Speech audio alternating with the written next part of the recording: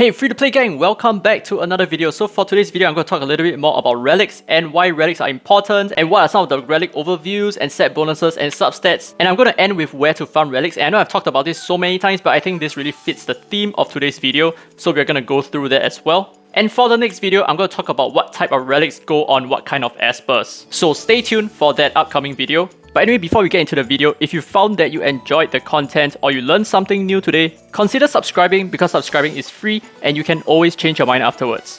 Now, we're going to start off with why relics are important, okay? So now, relics are the bread and butter of this game, okay? Because of how much potential stat bonuses and effects they can provide to your espers. So as you can see, some of my espers over here, they have a lot of stat and that's because of relics. Now, while most relics tend to give raw stat, right, there are some that gives various effects as well. So for example, if we take a look at Tricky over here, he is equipped with the Tyranny of Zeus and this has some special effects. It's not just about raw stats. And it is in these effects that you find your esper very different from that of another esper of the same name. So for example, my Tricky is going to be very different from most other people's Tricky. And I built mine the way I need him to work. And this is so important for the game, right? So while you may think that there is just one way to design your espers, there can be many ways to play the same esper such that you build something unique and strategically synergistic. So that's very important for this game, okay? So not just about team building, it is also very heavy on your synergy. So now don't get me wrong, there will be certain relics that are generally the best for certain espers. And I will of course get into that in a bit. But for the most part, nothing is truly fixed and you can design your espers the way that suits you the best. And this also means that with the right relics, you can make certain espers relevant. And due to the nature of the game still being rather new, with the constant changes made to the espers, you will find that not all strategies have been developed yet, okay? So the game is technically still at its childhood, and thus there are still a lot of untapped potential in the list of espers available. Now moving on, let's take a look at the relic overview. So if you have any questions, this is actually the best place that you can find out more about your relics. So here is the relics overview, and as you can see, this is your main stat, it's explained over here, and these are your substats, also known as the secondary attributes. And I think this is the part that confused me a lot at the start, okay? So these pictures don't actually give me a very good idea of what slots these are and what are the substats that come from these slots, but you eventually get the hang of it, trust me. It just takes a bit of time. Okay, so Una 1 gives you a flat attack bonus. This is going to be fixed. And Una 2 has a lot of different variations that you can have on it. And Una 3 is going to be a flat defense. And Una 4 is going to have some other varying stats. And Mui 1 and Mui 2, these are the 2 set relics. Okay, and on top here, these are the 4 set relics. So that's why it's Mui 1 and not Mui 5 and 6. But yeah, Mui 1 is a fixed HP bonus. And Mui 2 is going to be quite a number of different stats as well. And these are just main stats. These do not mean substats, okay? For substats, you can have all kinds of substats. So it's not actually limited to the slot of your relic. And of course, depending on number of substats that your relic initially has, it will come with a certain grading. And it starts with shoddy, then good, then elite, superior, flawless. And these are the number of substats that the relic starts off with. But more detail about this later on. And of course, there are a lot of set bonuses, okay? So the 2 basic relic types are Una and Mui. So Una is your typical 4 set relic, and Mui is going to be your 2 set relic.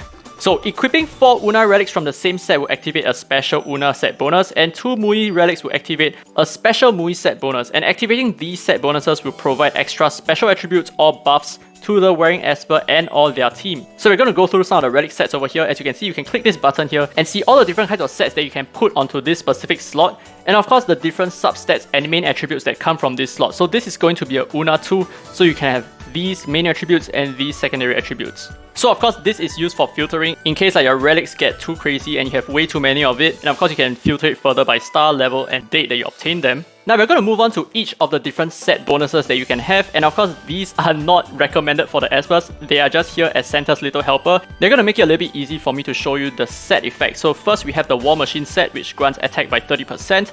Next, we have the Hades set, which grants you a 35% lifesteal. And then we have the Abiding Panacea set, which gives you healing efficacy plus 30%. This is mainly for healers, of course. And next, we have Windwalker, which increases your speed by 25%. And then moving on with the rest of the Unas, okay, we will have the Ocean Waves, which grants a 35% chance of reducing all ability cooldowns by 1 turn at the start of each turn. This is really powerful. And then we have the Hammer of Thor, which increases the crit damage by 40%. This is probably going to be like the best for most DPSs out there. And then we have Tyranny of Zeus, which damage dealt has a 20% chance of stunning a target for 1 turn. I'll talk about this in a separate video on its own. And then we have the Snow Dowager, which grants a 20% chance of freezing the target for 1 turn when taking damage. So when you get hit, there's a 20% chance that the attacker is going to get frozen. And finally, we have the Astral Witchcraft, which is notoriously known for being a bad set. So what it does, it increases the speed of all allied Espers afflicted with disables by 50. So it's a flat 50 speed increase for all of your disabled Espers. So basically, just get out of the state of being disabled a little bit faster. And then moving on to the Mui. So first, we have the Master Growth, which increases HP by 25%. We have the Fiery Set, which increases crit rate by 20%. And we have the Stone Veins, which increases defense by 25%. And the Avatara that grants you a 25% chance of counter attack upon taking damage. This is probably my most favorite set. And then there is the Apollo, which grants you accuracy by 25%. And there is the Adamantine that gives all of your allies a shield equal to 15% of your own max HP for 2 turns. And then there is the Immensus Pick, which is rarely used. This increases your resistance by 25%. And there is the Enchanter, which is also rather rarely used, which grants a 30% chance of extending the poison and bleed debuffs inflicted by 1 turn. And finally, we have the Light Above, which grants you an immunity buff for 1 turn. Now let's take a look at some of the different relics that you can get, right? So you can have like Shoddy, you can have Good, you can have Elite, and you can have Superior, and you can have Flawless. Of course, this doesn't link together with the star. You can totally get a Flawless relic on a 4-star, for example. You can totally get a Flawless on a 5-star as well. So I'm just showing you like the extremes over here, okay? So the way that relics work is that when you upgrade them, okay, when you enhance them, they gain substats, and they gain up to 4 substats. So I'm just gonna go ahead and do this up to plus 12 for you to see what actually happens over here. Okay, so at plus 3, what happens is you're gonna gain 1 substat. And then at plus 6, you're going to gain another substat until you fill up all 4 of your substats. But then you may ask, what happens after that? What happens after you have 4 substats? And plus 12, just like that. Okay, so as you can see, the crit rate actually increased by 1 time. So basically, when you fill up all 4 of your slots, you don't actually gain another substat. Instead, one of your existing substats gets boosted. So it's very important for you to have, like, let's say the perfect substats.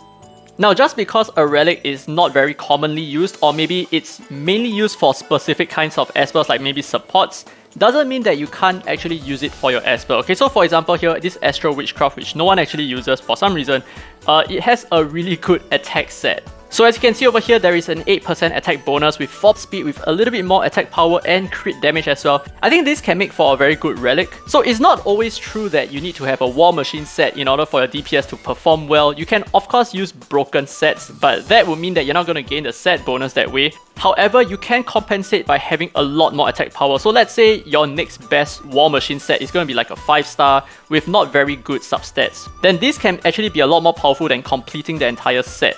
And now, in one of my previous videos, I actually mentioned that I don't recommend new players to farm relics, and this is the reason why. Take a look at this plus 12 relic, right? You only have 14% attack bonus over here, and the rest of the substats are pretty much garbage, right? So let's say, if you enhance this one more time to level 13, which is going to cost you a bunch of gold as well, you will only increase your attack bonus by 1%, whereas let's say if you have a 5-star relic over here, what you notice is that not only do you start off with a little bit more attack power, you also increase a lot more attack power, okay? You increase 2% each time you upgrade. And of course, your substats are also generally stronger, generally higher. So naturally, if you're not able to farm 4, 5 or 6-star relics, I wouldn't recommend you to go relic hunting because you're probably not going to be able to benefit that much anyway.